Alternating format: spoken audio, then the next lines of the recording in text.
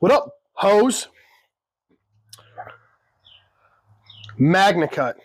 You know what steel everybody probably wants to actually see some data on? That is equally as hated as much as it is heralded? Magnacut. So, an actual CPM Magnacut, mind you, Crucible went bankrupt, so who knows if that facility will ever actually produce Magnacut again. It might end up being coming out of Carpenter. So, true blue. Not that it's going to be any different, but do you want original Magnacut? So,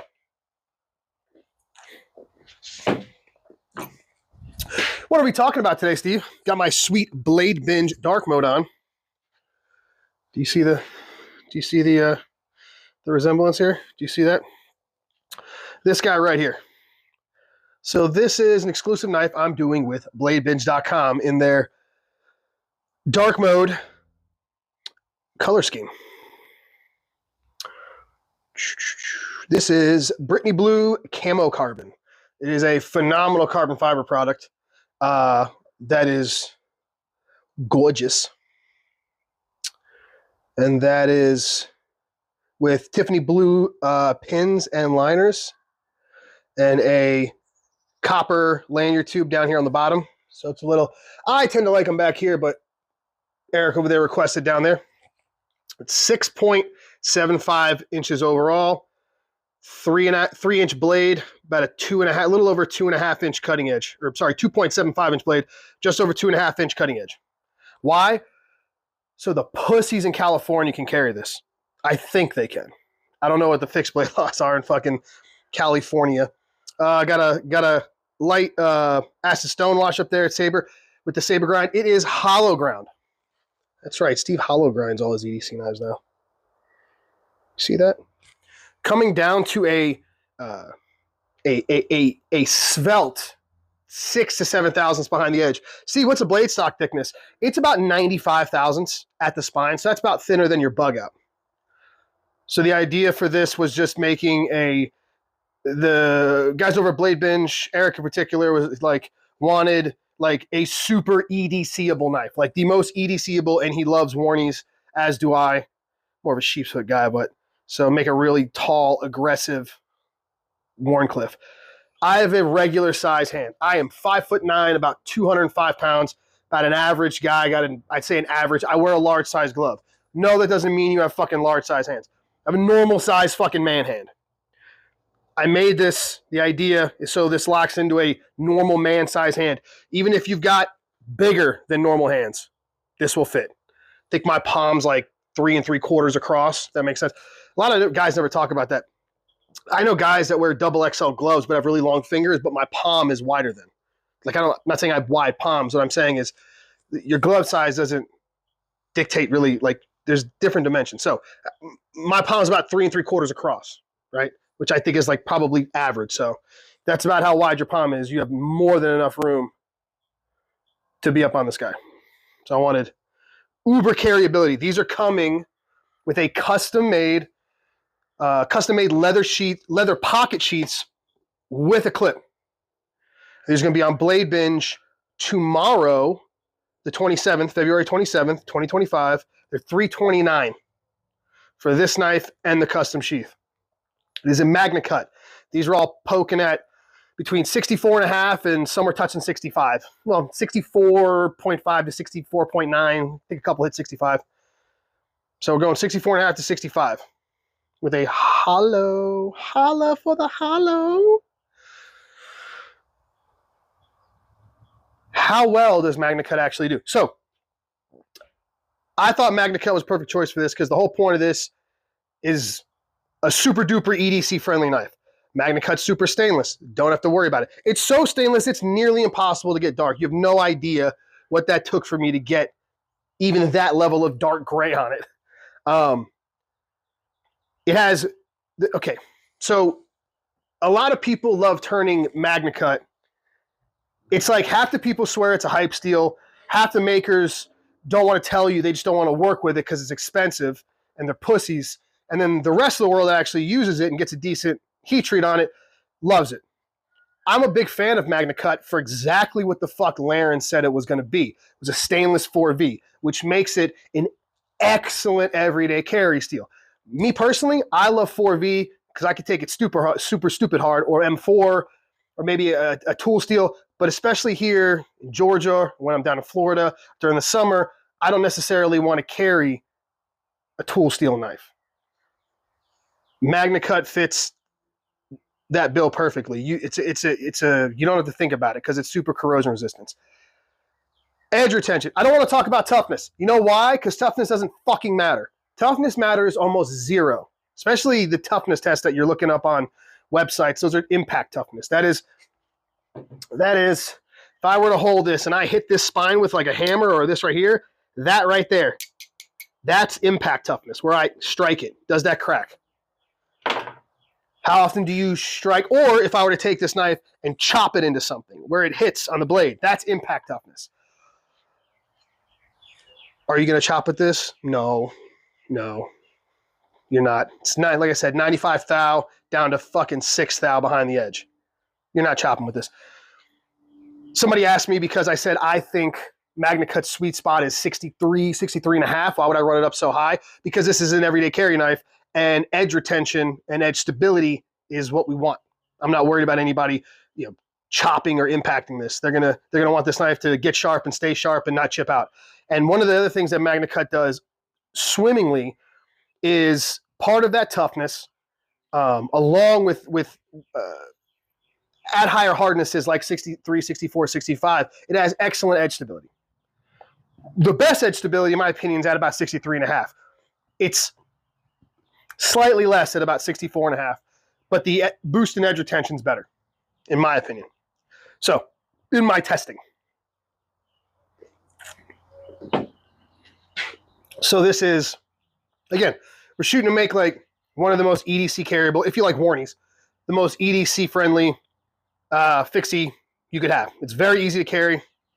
Let's see. How thick are we? The thickest part here. 780,000, so less than an inch this way. Up here is going to be a little thinner. About 600. Yeah, so it's a little over half an inch here, and it tapers a little bit, about 100 thou up here. Call it 3/4 of an inch thick at its tallest spot back here. The very, very tallest back here, it's exactly an inch. Shocker, because Tim's so good. And over here, it's about 850 thou right here. So it is not a big knife. It does not have a big footprint at all. That was the point. Super easy to carry, super easy to use. You don't have to think about it. You can just cut shit all day and have fun. That's why I picked Magnacut. I think Magnacut is the best all-around steel, especially for everyday carry, especially if you're someone who uses your knife. And I'm going to demonstrate that here, because one of the things that nobody talks about, because I don't know where a lot of the bullshit with Magnacut came from. Everybody was like, I don't know what they expected. It was advertised as a stainless 4V. It's exactly what it is. But one of the things that it does, even better than 4V, is its sharpenability. Magnacut gets so stupid, silly, sharp, so fucking fast, a lot like 4V, but even better. It's I don't know what the term would be. I need to come up with a term for this. It's effort to sharpen to edge retention ratio is super lopsided. It takes near nothing to get an edge on this knife, and it holds an edge for an exceptionally long time considering. Is it going to have the edge retention of M4? No. Is it going to have the edge retention of my 4V? No, because I can run 4V higher with a higher Rockwell with just as good, with really, really good edge stability, because it is a true tool steel. Some people say you can get to 66. I haven't tried. We'll see. I think 65 is good to go. But I can go way higher with 4V. 1.5 Rockwell points doesn't seem like a lot, but the Rockwell C scale is logarithmic, as in every point you go up, it's a bigger, and it's not exponential, but it becomes almost exponential. It gets larger. The distance becomes larger and larger and larger. Not exponentially, but larger and larger of boost in edge retention. And the thing about Magnacut is as you get those boosts in edge retention, you do not get equivalent drops in edge stability. What you see on the charts is you don't see a very large drop in toughness. So toughness and strength or hardness work together to make edge stability. It's mostly strength, but toughness does have something to do with it a little bit. So when you have a steel that's got good toughness, impact toughness at higher hardnesses, it allows you to get better edge stability at higher hardnesses, aka it's not going to be chippy. That's what we don't want. We don't want it chippy. A perfect example of this is these knives are about 2 or 3 thousandths behind, well, 2 or 3 thousandths at this apex right here, or lack thereof, like before I put an edge on them. And I'm running them through a tumbler with rocks, you know, with ceramic rocks. And the edges don't just chip and break out at 65 Rockwell. There are some steels that you'll get micro chipping, like K390 or M4. M4 will start you'll get little chips along the edge sometimes.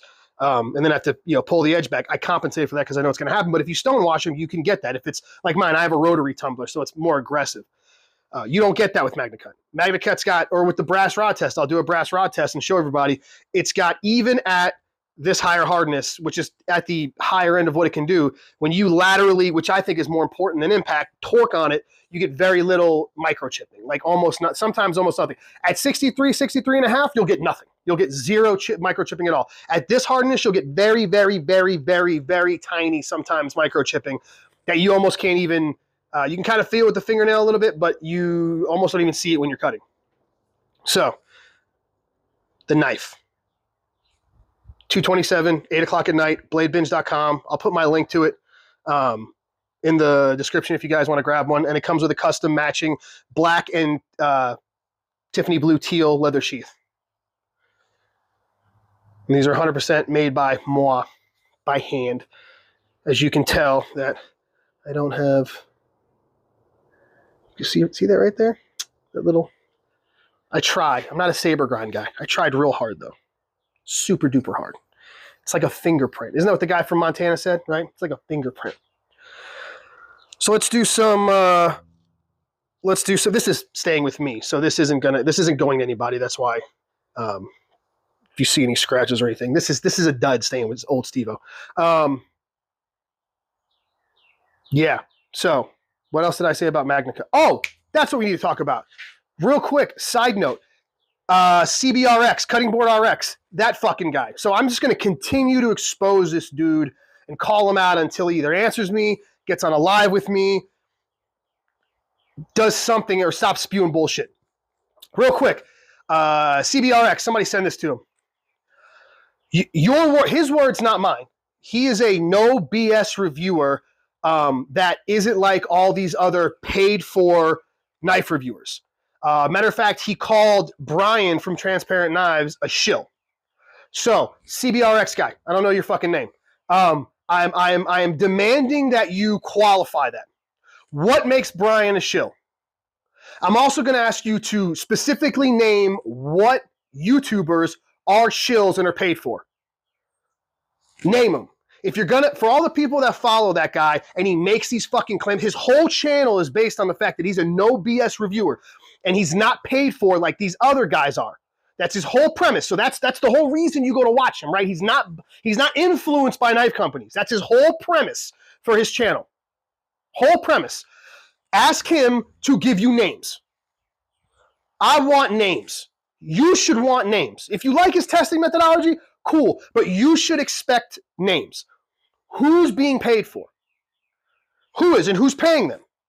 Now, I'm going to tell you right now, he's not going to answer that question. Do you know why? Because he doesn't fucking know anybody's fucking financials.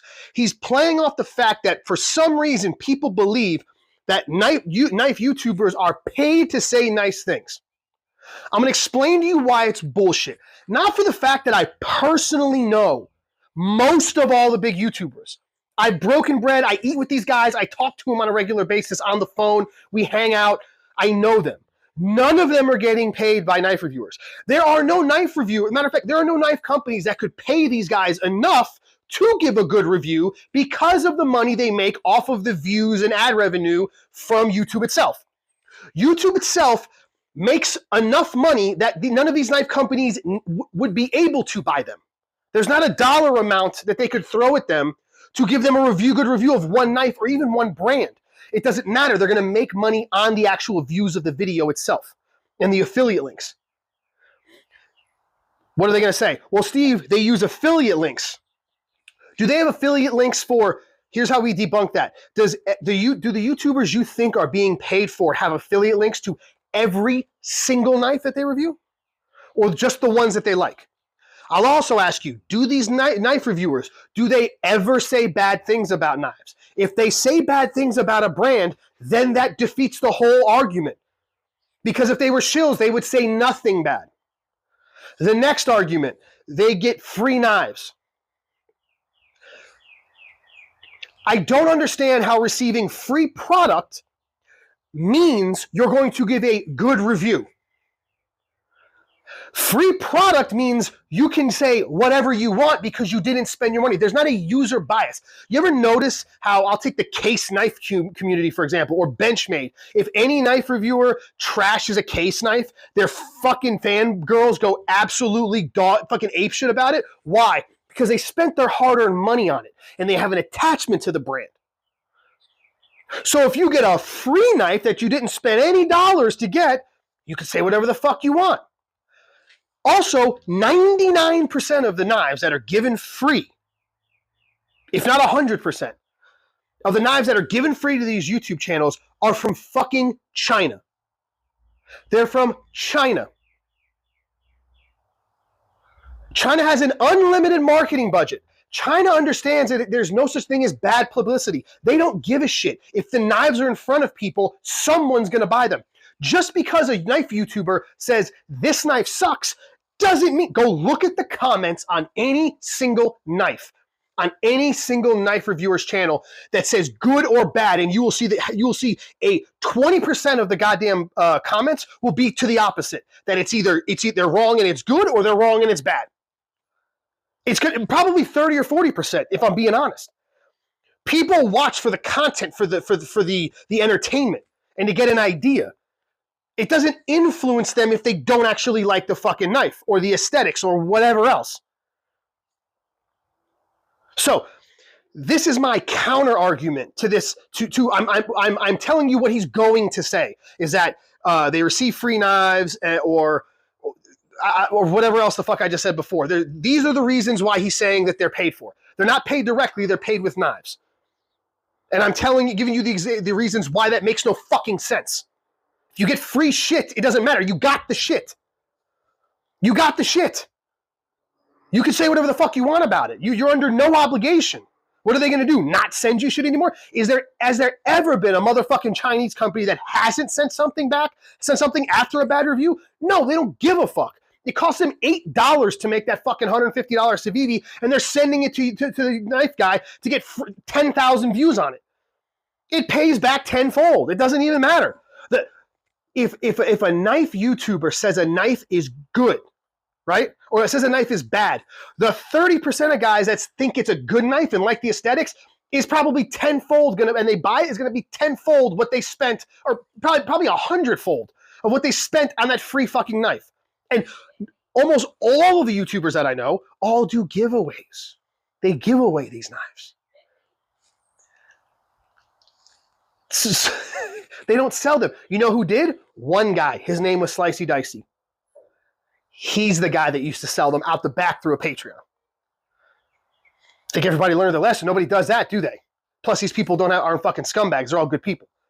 So, CBRX, name names. If you give receipts, if you like that guy, you should expect him to show some receipts. Not just fucking speculation. I think that they get paid to do that. I think show receipts, and he won't because he can't, and he doesn't want to get fucking sued because he has no idea of anyone's financials. He can't prove any of that. Secondly, since he still refuses to answer the lead testing thing, I'm calling you out. I offer you a test. I will take 4 knives, and on camera, I will make them, heat treat them, and I will Rockwell test them on camera. I will then send the knives to you. You lead test them on camera like you usually do, post the results. After you post the results, I will show you in one continuous shot the knives being fucking Rockwell tested and going in the envelope and getting mailed off to you, and we'll see if they match. Again, if you like his channel and you like his methodologies, you should want to see this. He refuses to engage in live discussion with anybody. If you're a fan of that guy's channel, and you're looking at him for honest reviews, Do you trust someone who refuses to put their work under scrutiny? That's all I'm asking. He refuses to do any debate live with anybody ever, or even address it. Does that give you confidence in the individual? He owes it to you, the viewer, to at least allow someone to challenge his methodologies or challenge his results. If not, it's just bullshit. And like his disclaimer says, it's all for entertainment, and it's all bullshit. I understand. I've been informed by a good friend of mine that he puts that in his description because he had issues. There are no SLAP laws in his state, and manufacturers sued him over his opinion. There's no federal SLAP laws. I get that. If that's not the case, now this individual would happily put his work up for anybody's discretion, and he has. So that's all I'm asking. If you like CBRX, ask him why he won't have the debate, or he will not allow his work to be scrutinized, why he won't just send the stuff, why he won't accept my challenge to let me Rockwell test some stuff. I'll do it. I'll record it. He records his leap testing, and let's see if it's off or not. Could be spot on. Maybe his leap tester's spot on. Who knows? Let's find out. So we all know. Then we'll start working on him stabbing in a tree and torquing and saying that somehow has to do with the heat treat. Okay? Anyone who knows me, I promise you the heat treat on this knife is done really well. If I stab that in a tree and torque it, you think it's going to break? You think that's going to break? Let's do a little measurement.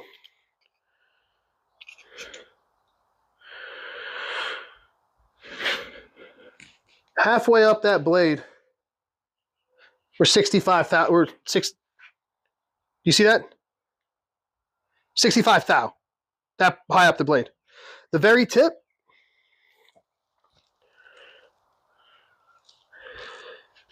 The very tip is 11 thou. 11 or 12 thou. Do you think if I stab that into a tree and twist it sideways like his tree, you think it's going to break? And if it breaks, is that a demonstration of the heat treat or the fucking geometry of the knife because it's thin? Yeah, exactly. It's the geometry. Go look at my old videos. I've broken a lot of tips on knives. Very expensive knives. I know a thing or two about tip geometry. I know a lot about the tip. That's all I'm going to say. So, what I thought would be cool to demonstrate how I'm talking about the sharpened ability to edge retention on Magnacut is I thought it would be awesome to do this cut test, but to do it from start. So,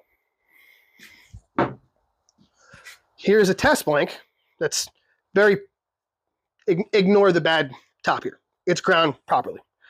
Now, can you see, there we go. You see that light reflecting? This knife has never had an edge bevel on it. Never.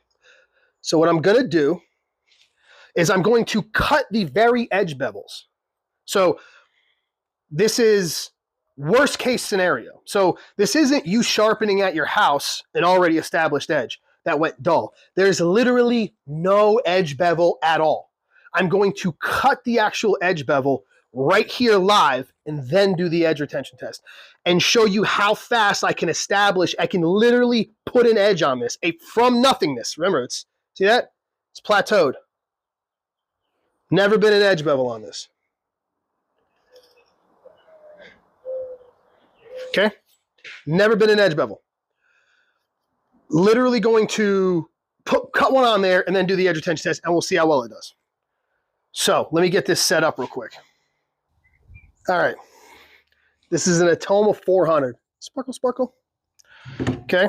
And then I have this Beneve. This is the, what side we'll do? We'll do what I usually do right here. This is the F240 side. I don't know if you can see that. And then a strop with 0.5 micron stroppy stuff. Best stropping compound ever. Hopefully I don't run myself into this bandsaw or step on it.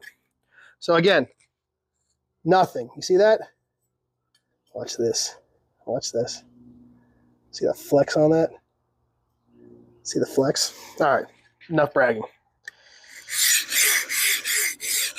Gonna do this live.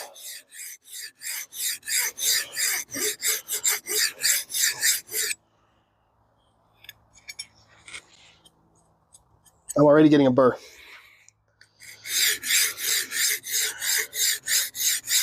I sharpen all these to about rough 15 degrees per side. Say 15 to 17 to be generous, in case somebody puts it on a thing and it's like 16 degrees. How do you know, Steve? Because I've been doing this for 15 years. That's how. And I've never been off. All right. Maybe not never, but I'm always close.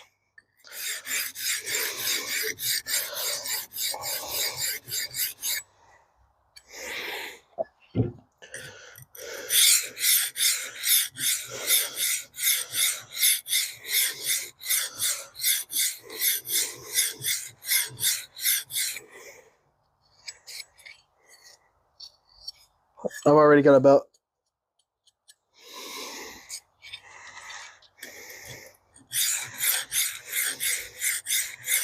somebody time this.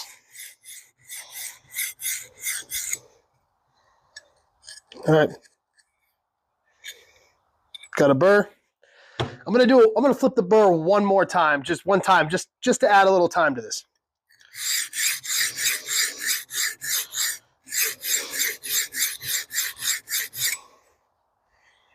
Here we go.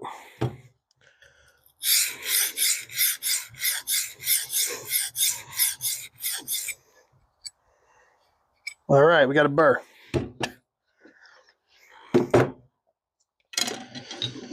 So this side's about 800 grit is what I guesstimated at. That's my, did I forget the water bottle? I think I forgot the water bottle. So, oh.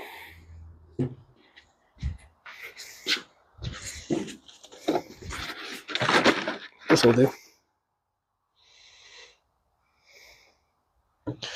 Little agua over here.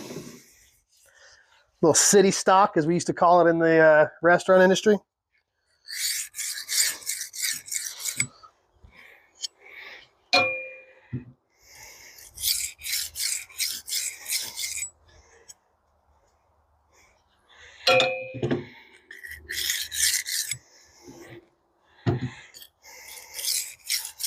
Usually I have this set up inside where I don't have to keep turning it, but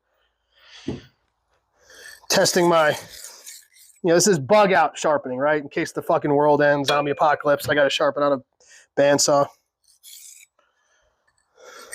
Oh, you know what? I could do it right there.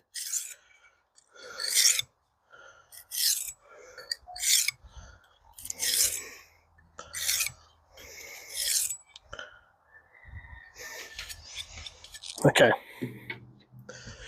Let's leave that there. Pretty sure without stropping. Yeah, so. I can literally cut squigglies. So. We'll give her a quick stroppy strop.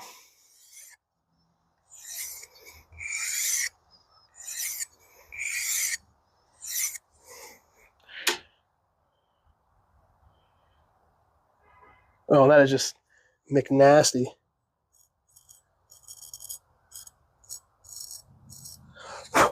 All right. Oh, you know what I forgot? I forgot the tape. Hold on. All right, we got tape.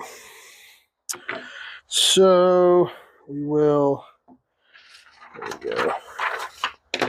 This has got to be a 1-inch section now. Can't be fucking with the rules. See, 1 inch. Can't be fucking with the rules now. There we go. Put it right there. It's an inch-ish, inch-esque. Oh, speed this up for y'all.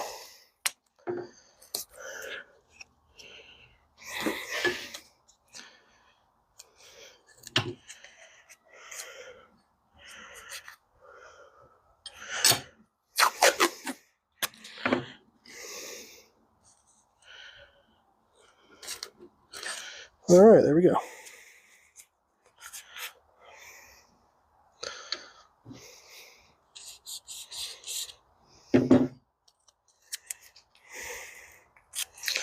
All right.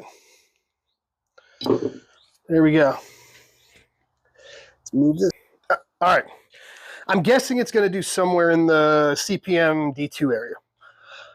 See if it doesn't make sense. D2 sucks. No, it doesn't. D2 has like 15% carbide volume in it, and it's all chromium carbide. Magnacut, as far as I could tell, has somewhere around 8% carbide volume. So it's got about half the carbide volume. Those carbides, however, are vanadium niobium enriched carbides, which are much, much, much harder than chromium carbide. So let's see what happens. Does half the carbide volume, but the carbides being exponentially harder, what does that equal out to? My guesses are going to be real similar. So to give an instance, to give an idea, something with like 15, 16, 17% carbide volume with just vanadium carbide, more similar to Magnacut. So would be like K390 or 10V.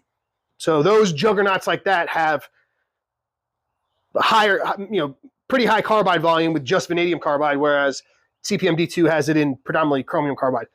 Still can cut for everything we cut in the everyday world, but that's where I think you see a bigger difference, where this is about half the carbide volume, but these are significantly harder. So let's find out.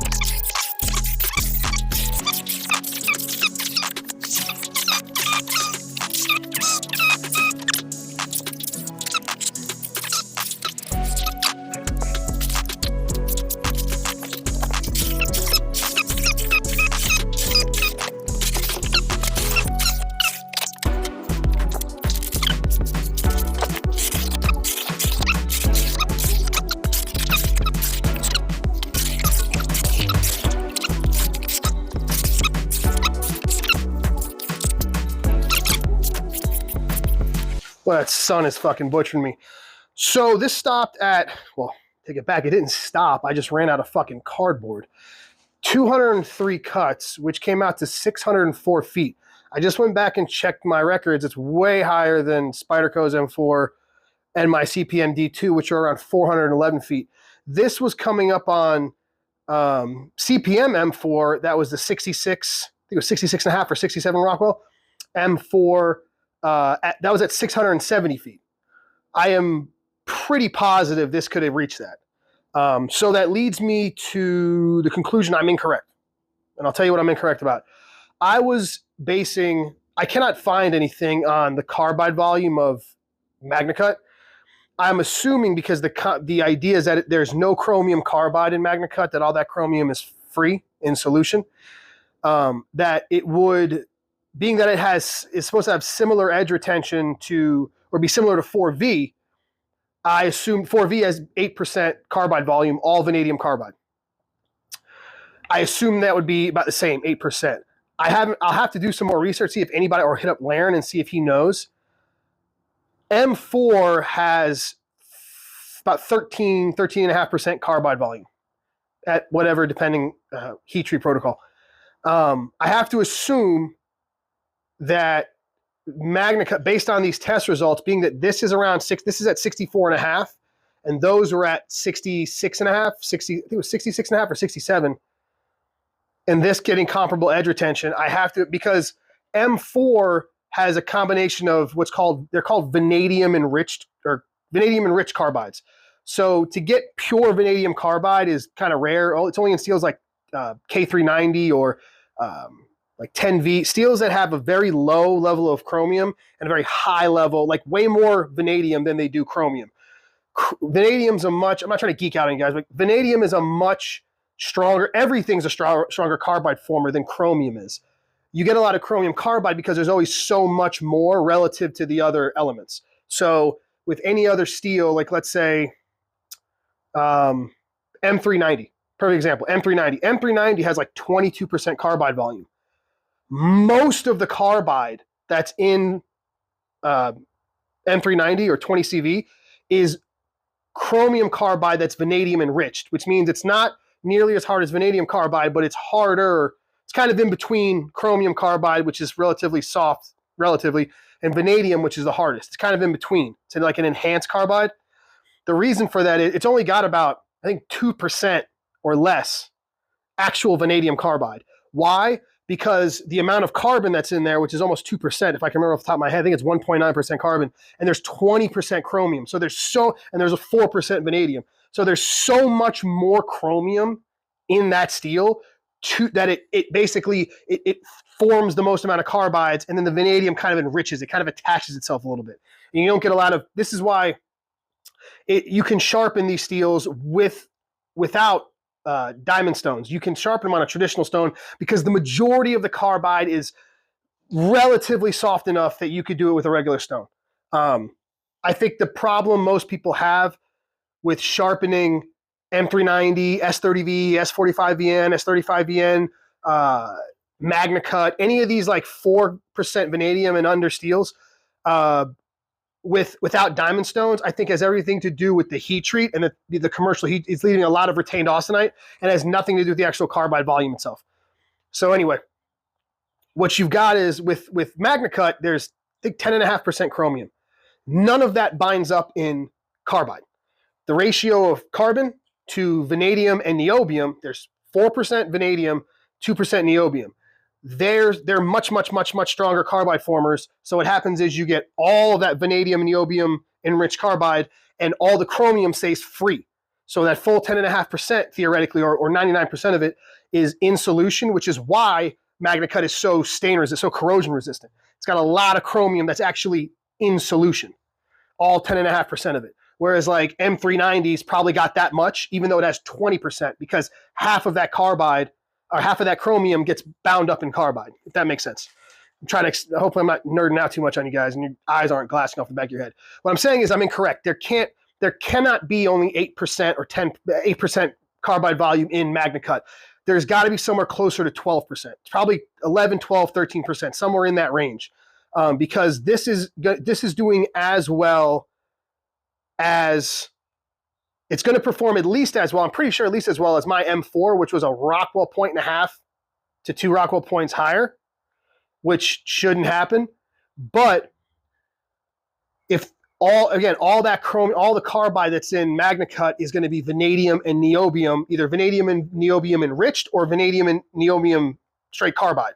It's mostly enriched. So you're going to have you're going to have, M4 has about 13.5% carbide volume. So what I'm saying is I think Magnacut, or it kind of has to happen. Magnacut has about the same carbide volume, but it's all super, super hard vanadium, niobium enriched carbide, which I don't know anything about that. I haven't really read anything on that because I can't think of another steel where you see that. Niobium is very expensive to add, and there's usually very small amounts, 1% or less added to steels. It's a very strong carbide former. It's very hard carbide, basically as hard as vanadium, but it's just very expensive, so you don't see it often. There's 2% vanadium or niobium in Magnacut and 4% vanadium. So you have in essence 6%. You can almost look at it like 6% vanadium. If that helps people, it helps you guys think about it. Imagine Magnacut has 6% vanadium carbide and none of the chromium to bind it up. So you're going to have a very high, all the carbide that's in Magnacut is very, very hard and very, very small, which is why it's also tough. So I'm I'm going to assume, I'm going to hit up Laren and see if I'm correct. It's probably closer to 12%. It's probably, the carbide volume is closer to M4, but the carbides are much harder. And that is resulting in as good or potentially better edge retention at a lower Rockwell hardness. Or what I'm going to do is I'm going to revisit my M4, because I have great results with the M4 protocol. I'm going to try to take it down to 65 and see if I get better results, which sounds counterintuitive. But if at that high Rockwell is causing the edge stability, which I got good edge stability with my brass rod test, but it might be causing the edge to microchip prematurely and resulting in less edge retention, potentially. It's still it's a motherfucker when it comes to edge retention, but this just made me think, this is why I test my knives. Because you find out stuff like this and you go, oh, look, maybe I can get better performance if I knock it down a point, maybe just to 66, and see if I get better edge stability, which results in better edge retention. Because this was doing way, way, way better than I expected. But so everybody who saw at home, I sharpened this from nil. You will never have to sharpen this knife and put fresh bevels on it. So so you could say I reprofiled this. I reprofiled this from nothing. Take it back. I didn't reprofile, I profiled. I profiled this edge and then took it here and did over 600 feet of cardboard cutting on that 1-inch section right there. This stuff always peels because it catches the edge of the cardboard. On that 1-inch section, I mean, hell, if the whole 2.5-inch knife did that, I'd be stoked. Honestly, 600 feet of cardboard like that. My intention was for this to go dull, and then I was going to take that 0.5 micron strop, hit it like 10 times, and then see how much more I could cut with it to show you how well it strops back. But I'll save that for another test because I ran out of cardboard. I did not think I was going to need this much cardboard, or I would have bought more. But real quick, here, let's do this. Let me measure this just so you can see. Like I said, this is what it's going to look like. And like I said, about a 15-degree edge bevel. It's very tiny. And we are, just like I said, about 7 thousandths. 6.5 thou right there. So 6.5 thousandths behind the edge. Spine thickness. This one's making me a liar. This one's actually, let me see, about 92 thou. So it'll vary. The stock thickness might vary a little because when I surface condition these, it's not like a set amount. I just take it off till everything looks nice and smooth and shiny, and then I do the other side. So they may be a few thou off here or there. So don't crucify me if yours is 90 or 93. It's about 95. But yeah, I'm super duper shocked that this is still cutting. No problem.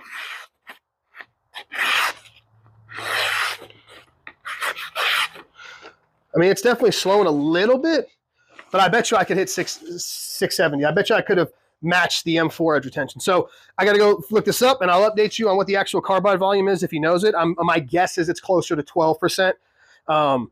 And man, I mean, if that doesn't sell, again, I've always been a fan of Magnacut because it really is the best all around. Like, you see what it does here. Like, for what that took me to put bevels on it, all this fucking cardboard got cut. So if you're a user, right, if you're somebody who's going to take your knife out and you use it all day long, to be able, and I wish I could show you how easily this stuff drops back and how much more life you get out of it. It's such a user-friendly steel.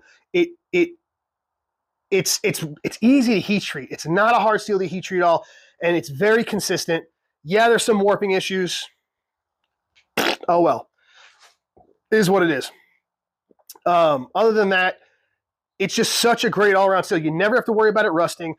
It's got great edge stability. You can run it really hard like this and get really, really excellent edge retention.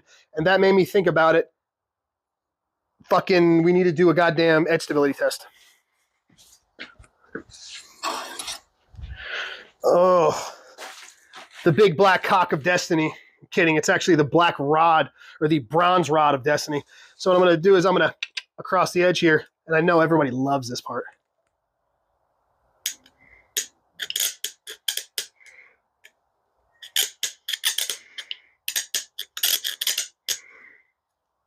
Jesus, that's crazy. That is nothing. Look at that. I need to get some of that hardwood that the guy that what's his name uses, because maybe that might be a better.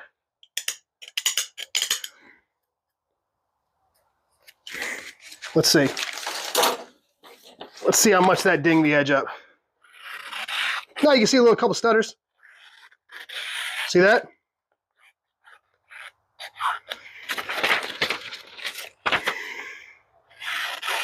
See right there? Right there. Now here we go. Maybe this will be a chance for me to demonstrate it. Hold on. Hold on. This video is going to be so long, but you guys expect that already.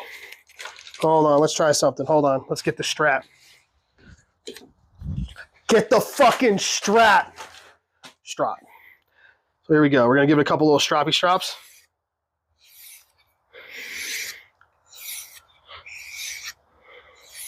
This is half micron, mind you. It's pink. See how it's pussy pink?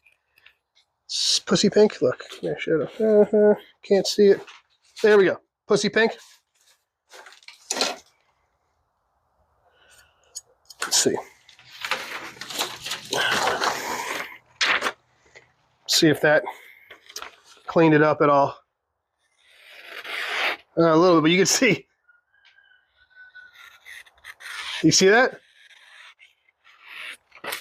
That's against the grain of the paper, look. Let's try to start it on it. Yeah, I can still start a cut with it. See that?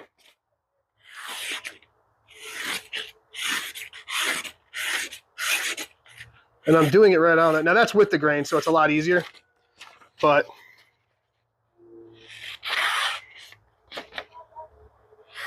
so there you go. You can drag it across a brass rod, hit it with a strop 3 times a side, and you get an edge back. Maybe that demonstrates it a little bit. So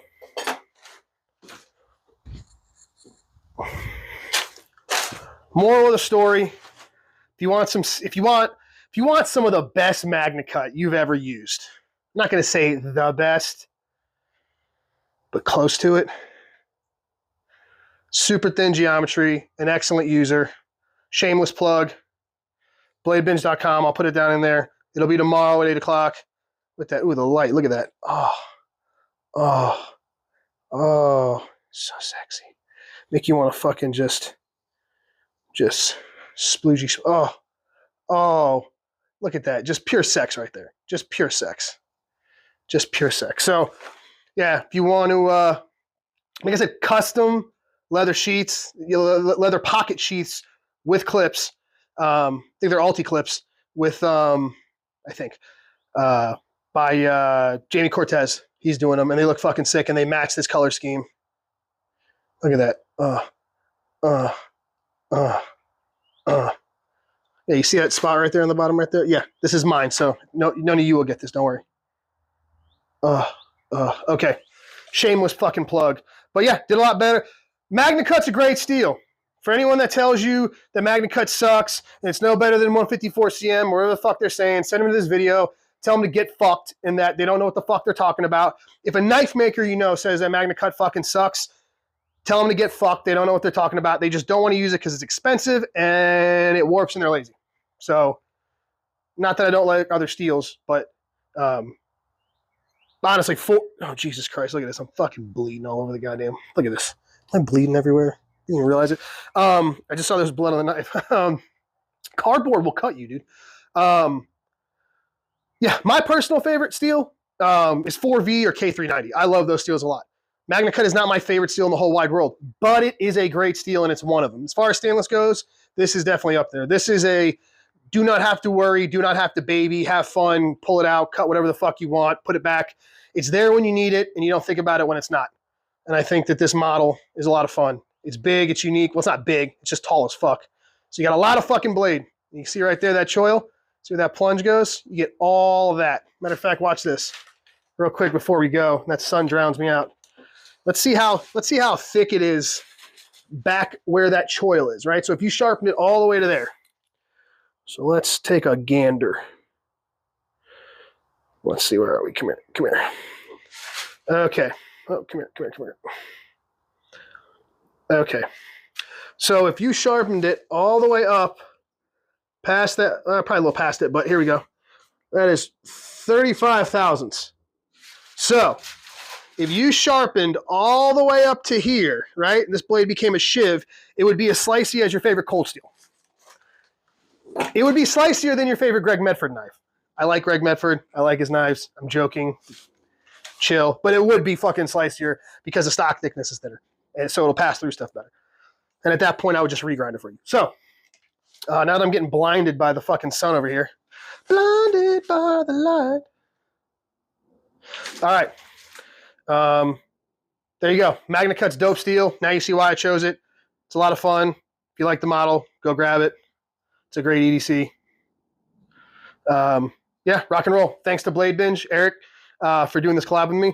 Hopefully everybody buys them. And then they say, Steve, make us fucking 200 next time.